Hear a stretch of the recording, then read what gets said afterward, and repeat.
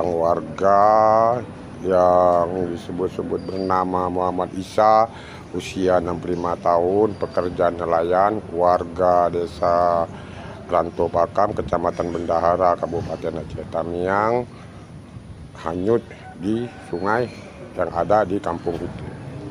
Sekian informasi diterima dari Pusdalop Badan Penanggulangan Bencana Daerah Kabupaten Aceh Tamiang.